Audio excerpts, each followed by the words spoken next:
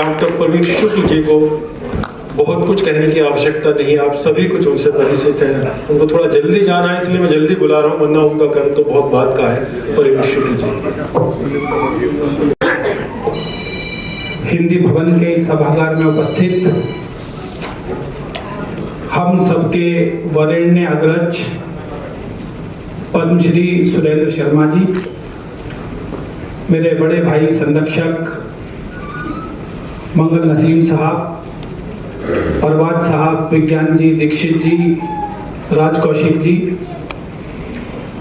और यदि एक पंक्ति में कहूं तो डॉक्टर कुंवर बेचैन साहब के परिवार के यहाँ उपस्थित सभी सदस्य, सबको मैं प्रणाम करता हूं। डॉक्टर साहब के बारे में कहने के लिए इतना समय चाहिए, विशेष रूप से मेरे लिए,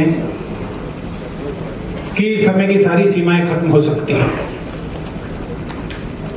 आप सब जानते हैं कि मैं 12 वर्ष का था जब पिलखवा में मैंने पहली बार लाला गंगा साहेब जी की धर्मशाला में उन्हें सुना था।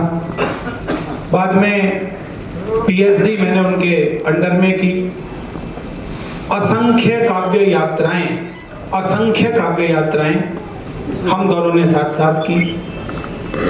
बहुत सारे संस्मरण हैं। मैं समझता हूं जो बात मैं कहना चाहता हूं वो आप सब जानते हैं। जो मंचस्थ सभी लोग कहेंगे डॉक्टर साहब के बारे में ऐसा कुछ भी नहीं है जिसे यहाँ कहने वाले कोई नई बात कहें और सुनने वाले कोई नई बात सुने। मुझे लगता है ऐसा शायद कुछ भी नहीं है, कुछ भी नहीं है। उन जैसा व्यक्ति, उन जैसा महामानव, कुछ भी कहते रहिए। मैं कहूँ वो महामानव थे, आप कहेंगे हम जानते हैं। मैं कहूँ वो सदी के सबसे बड़े लेखक थे, आप कहेंगे हम जानते हैं। मैं कहूँ जैसा गीतकार नहीं था, आप कहेंगे हम जानते हैं। जो भी कहा जाए वो सारे शब्द इस मंच पर छोटे पड़ेंगे, कहा नहीं जा सकता।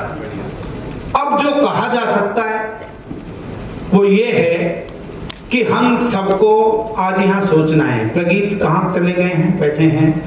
हमारी भाभी भावना बैठी हैं, उधर हमारी प्यारी बहना वंदना बैठी हैं, सिद्धार्थ बैठा है, चाची जी अस्वस्थ हैं, वहां तक भी मैं अपने प्रणाम पहुंचाता हूं।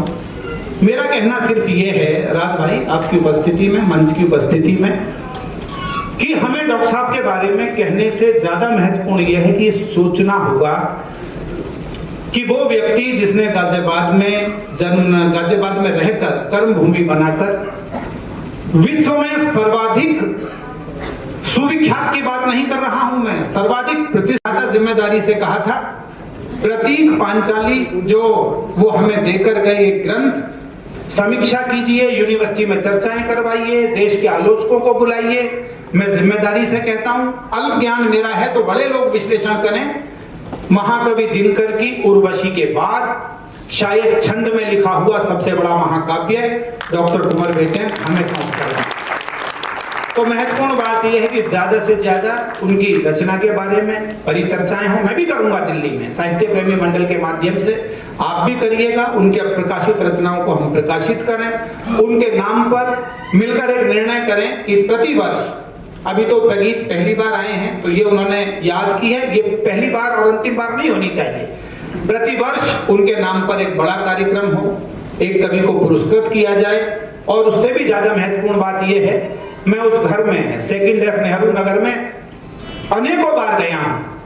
इतनी सामग्री वहां पर है, इतने प्रतीक चिन्ह हैं, इतने प्रशस्ति पत्र हैं, डॉक्टर कुंवर बेचैन द्वारा लिखे गए अन्य कवियों के पत्र हैं, अन्य कवियों द्वारा डॉक्टर साहब को लिखे हुए असंख्य पत्र हैं, पूरा पत्राचार है, हजारों किताबें हैं, महाकवि दिनकर से पंत जी से लेकर पूरा इतनी सारी चीजें हैं कि अब हमारी जिम्मेदारी है हम उन्हें ये मानकर कि ये डॉक्टर कुंवर बेचैन हमें एक धरोहर सौंप कर गए हैं, तो एक कोई संग्रहालय बनाएं, उन्हें समेट कर रखें और उनकी यादों के रूप में उन्हें खत्म ना होने दें, उनकी यादों के रूप में अपने दिल से लगा कर रखें। यदि हम ऐसा कर पाएंगे तो ये उनके प्रति हमारी सच्ची श्रद्धांजलि होगी, आवश्यक श्रद्धांजलि होगी। मैं केवल ये कहता हूँ, 4 पंक्तियां मैंने लिखी थी। जब लिखी थी तो डॉक्टर कुंवर बेचैन मेरे मन मस्तिष्क में थे। संचालन करते करते कई बार पढ़ देता था मैं, लेकिन चूंकि वो उन्हीं के लिए लिखी थी, उनको कहते हुए अपनी बात को विराम दूंगा।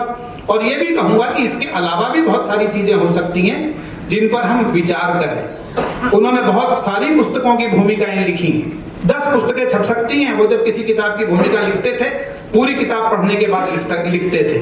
उनके रिकॉर्ड में नहीं होंगी, पर जो मेरी किताब की भूमिका लिखी, मैं वंदना को, प्रगीत को उपलब्ध कराऊं। जिस जिसके पास वो भूमिकाएं हैं, तो उनका भी पुनर्प्रकाशन हो सकता है और हमारे हिंदी साहित्य की एक बड़ी धरोहर वो बन सकते हैं। मैं केवल ये कहूंगा, 4 पंक्तियों के रूप में जो मैंने लिखी थी उनके लिए, तुम्हारी याद के साए में आके बैठ गए, हम अपने जख्म को दिल से लगा के बैठ गए, तुम्हारे बारे में सोचा तो ये लगा हमको, इलाहाबाद में संगम नहा के बैठ गए।